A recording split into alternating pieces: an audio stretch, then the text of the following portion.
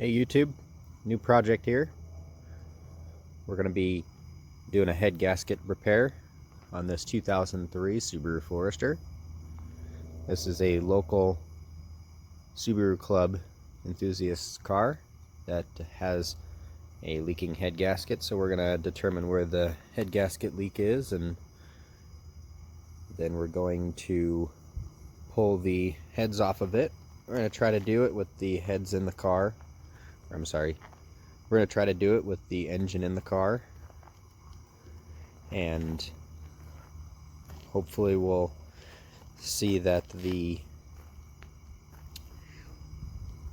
engine doesn't need to be machined, but the heads probably will need to be machined.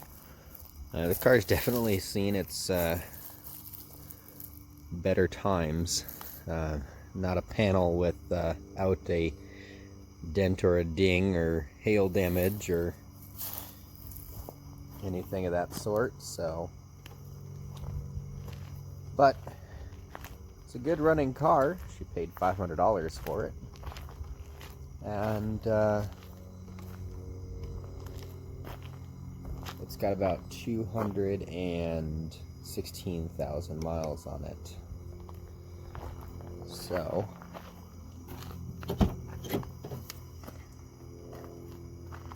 the XS trim model. So it's got the heated seats, the leather steering wheel,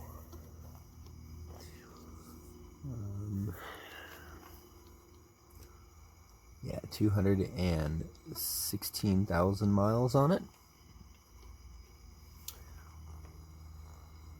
And it's got the panoramic sunroof on it. So that's pretty cool.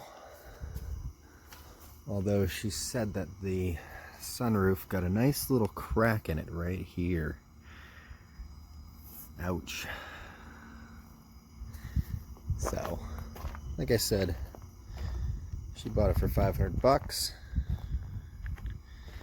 And doesn't look like a bad car, so we're gonna get into fixing the engine on this.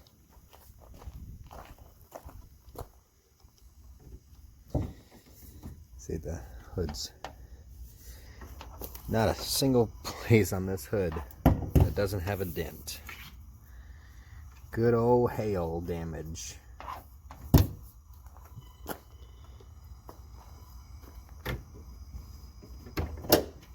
Alright.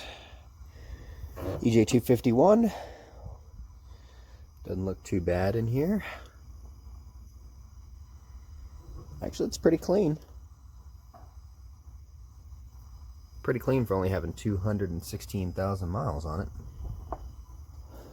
So let's get this started. Okay, so the car's been sitting for probably about an hour. I opened up the radiator. I'm going to put some water in it, and we're going to see if we can get it to geyser out of here, because if the geyser's out of here when I start the vehicle, it's definitely bad head gasket, probably a combination of a warped head.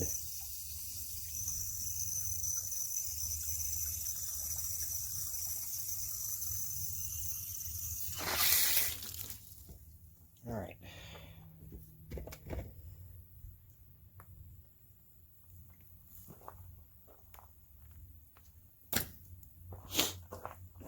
The radiator cap, leave the radiator cap off.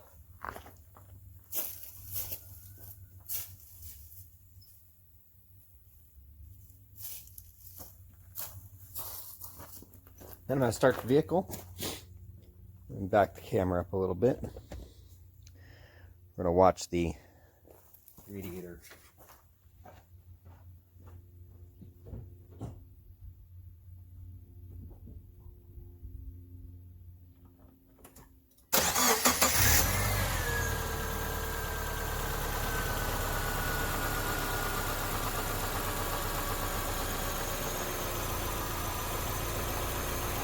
So not too bad.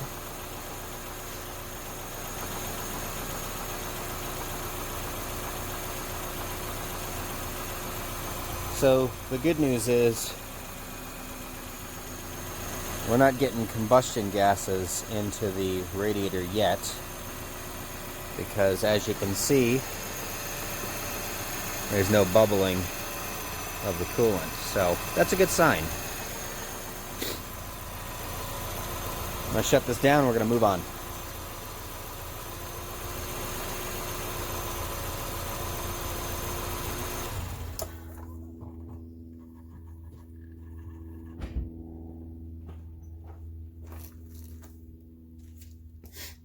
Next thing we're going to do, we're going to look for visual signs of a head gasket leak. So what I like to do is look around where the head gasket mates to the block and see if we can see any obvious signs of leakage. Now, it looks like the gasket that was used was a Velcro gasket.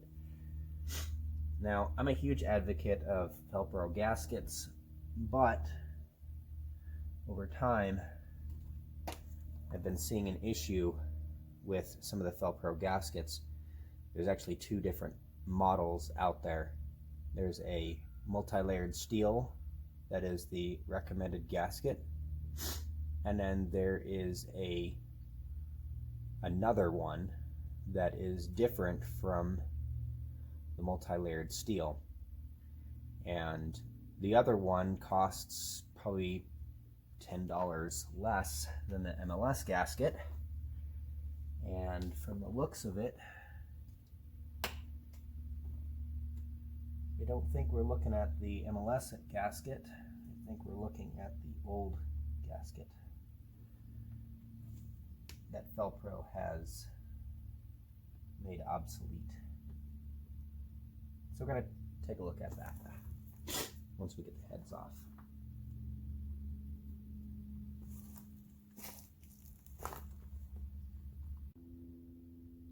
So what I'm going to do at this point, because there was no bubbling from the radiator, is I'm going to start it up and get it up to operating temperature, and I'm going to see what it does at that point.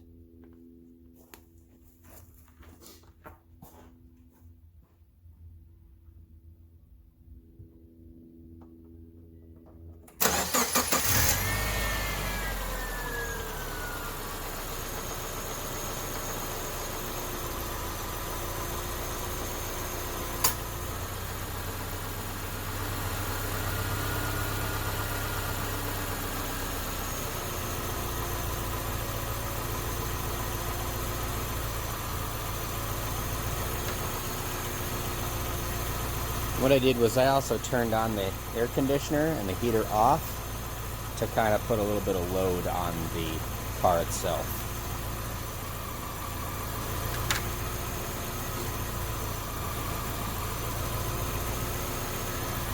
And we're just going to wait. Alright, so now the engine's warmed up and we can see we got some bubbling in the system there. Definitely have some kind of leak, because that's a lot of bubbling for just normal operation.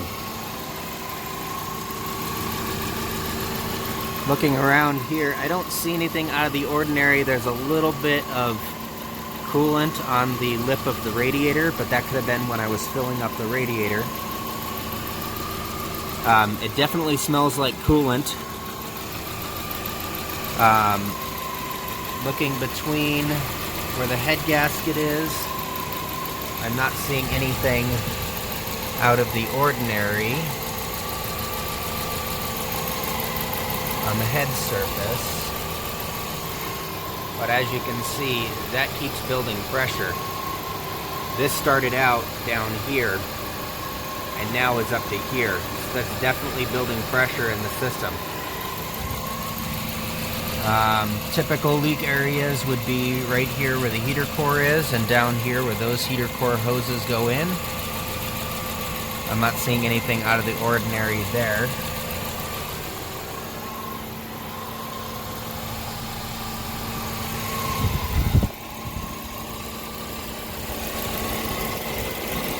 Looking down at the head gasket mating surfaces, I'm not seeing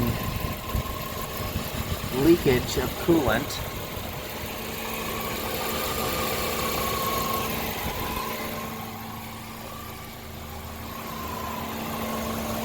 Radiator hoses look good. No leaking from there. And our coolant is still going up. So it's definitely being pushed out of the radiator.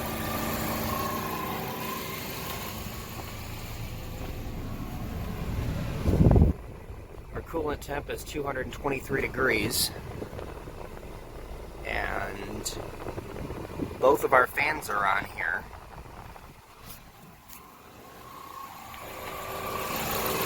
But as you can see, that fan's off, that fan's on.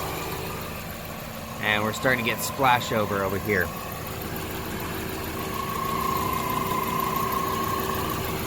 So looking underneath the car, I'm not seeing obvious signs. Well, I see some dripping there on the bottom of the front radiator support. So we're gonna have to get under there and check that out. I'm gonna shut down the car because it's getting dangerous now. We're at 223 degrees Fahrenheit. And then the other thing that concerns me is when I go back to the diagnostic display, we have a cooling fan rationality check malfunction. So I'm going to shut off the car. That overflow tank is splashing over. So we're shutting that down here.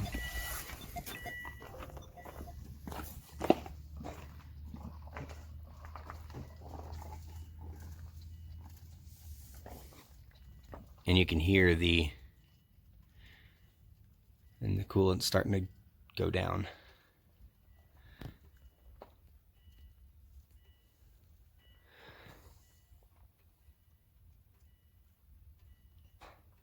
My rationale would be it's probably a bad head gasket and a bad fan relay. Well, the fan relay is not bad because it's signaling that it's turning on. I'm going to say a bad thermostat and possibly a bad fan on top of the head gasket.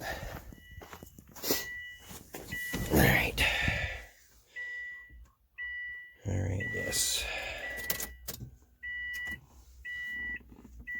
Alright, let's go back to here.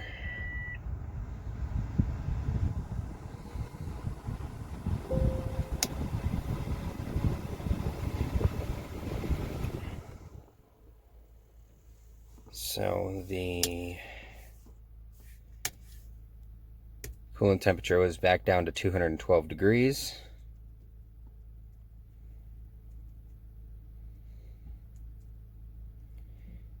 And again, it says both of our radiator fans should be on. Our radiator fan relay, if I'm not mistaken, is the air conditioning fan, and relay 2 is the primary fan. So we're definitely seeing a malfunction here, especially because the car is off, the AC is off, and it's still saying that both of these fans are on. Now I can hear one of the fans, and I'm pretty sure that's the main fan that turned on. So the car is currently off at the moment.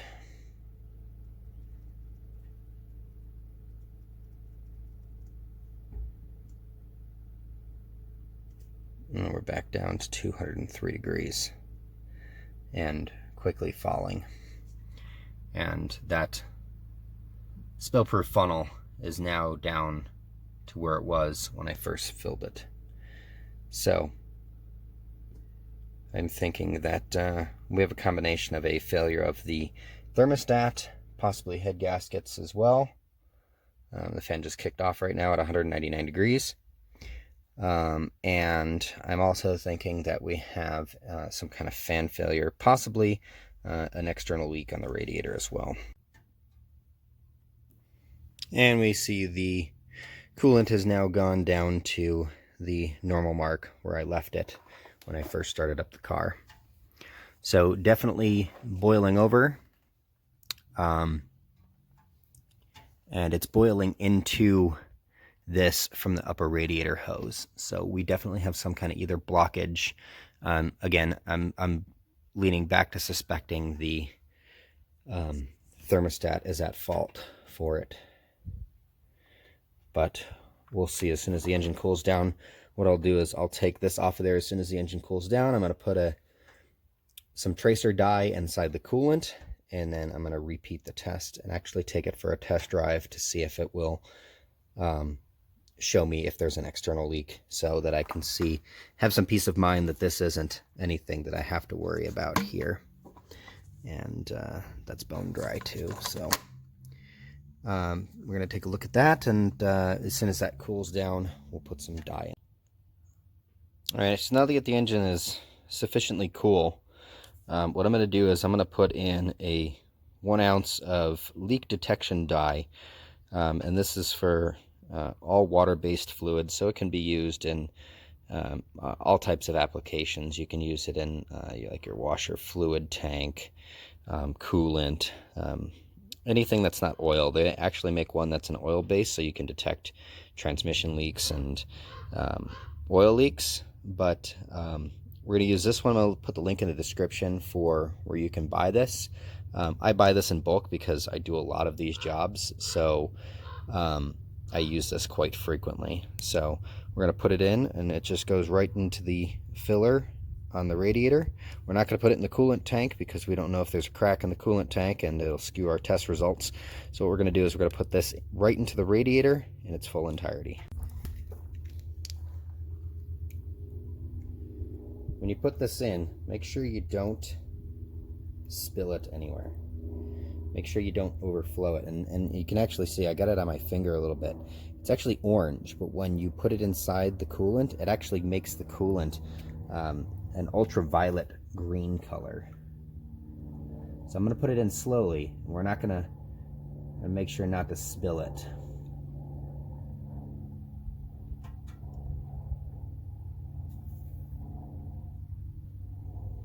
Bleed some air out of this. You can actually see it's starting to react with the coolant and actually turn it that fluorescent green that we want to see.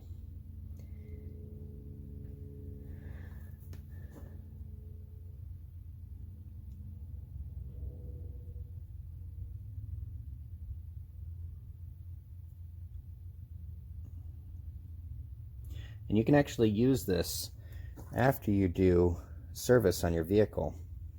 It's a good indicator if you ever suspect that there's a leak in your system.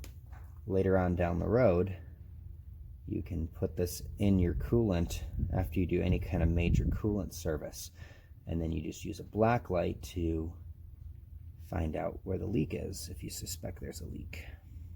Okay, so we got it all in there. I'm going to let it settle and go down below the neck here. And once it's below the neck, then we're going to cap up the radiator and take it for a small test drive, see if we can get it up to operating temperature again. So now it's back in, we're going to take it on a test drive. Alright, we can see now before I even start up the vehicle that it's right below the first line on the temperature gauge. I have select monitor here that's going to run, and we're going to just pull some data from it. And we're going to measure, right now coolant temperature is at 151 degrees. We're going to get it up around 200 to 15-ish before we shut it back down. Hopefully that'll give enough pressure to push coolant out of wherever it might be leaking. Alright, so we're cruising along here. Temperature gauge is up in the normal range. Our temperature says that we're at 201 degrees, 203. So we're going to see if the thermostat kicks open and kicks that back down to under 200.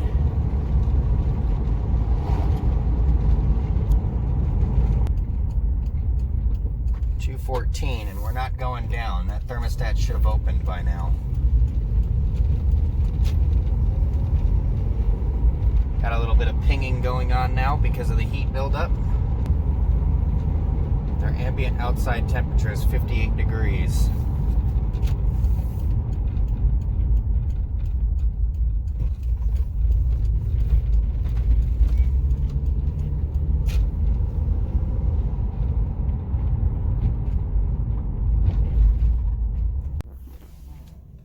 Okay, we're back at the shop, and actually the temperature gauge shows that it's pegged, but the interesting thing is, shows 243 over here. And just driving down the road, it went from 216 to 243 within a second. Now, either this engine lost every single bit of coolant in 1 second, which there's no steam coming from under the hood, or we're looking at something else that's wrong here. So, looking at this down here, we're going to go down, we're going to see if the fans are even kicking in. And you can see fan 1 and fan 2, they say they're on. I'll pop the hood and we're going to find out. Alright, so the secondary fan is off. This fan is on, but it doesn't seem to be running really high. The coolant overflow tank is up to its high mark. So what I'm going to do is I'm going to take a temperature probe. I'm going to probe down onto the radiator. We're going to see what it gets up to. Now you can see temperature gauge is almost pegged. And select monitor shows 234 degrees.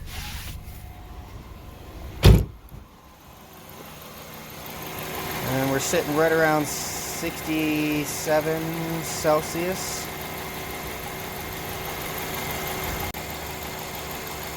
Which is right around 150, 160 degrees. Let me probe transmit the radiator over here, right in front of the fan.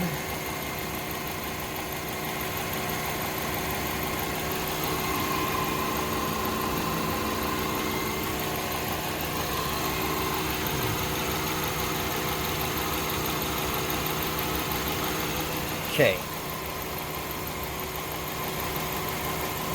If we were really at 234 degrees, we'd be at almost 110 degrees Celsius. I'm going to probe the coolant here in the expansion tank.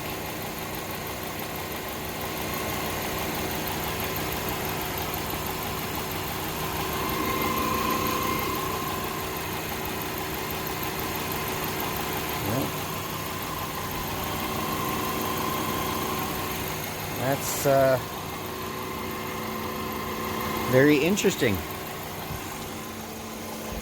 So, we're going to look visually for any leaks again.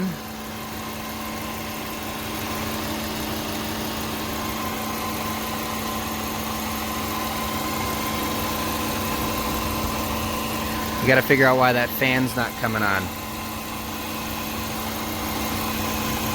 Now that's just from when I spilled earlier, when it was bubbling up. So that fan definitely is not turning on. Alright, so now I've driven the car, let it sit, stress test it, cycled through. We're going to check for leaks, and I've already checked around the car. The only place I found a leak was right here, if you can see.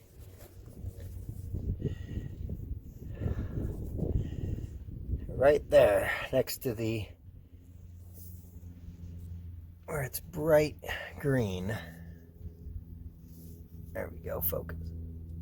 Right there where it's bright green, that signifies that there's a leak, an active leak. So when the black light gets shown over it, it prominently shows a bright green, just like we want it to. So behind there is actually the Water pump. So we're going to take off the front timing cover and check the water pump out.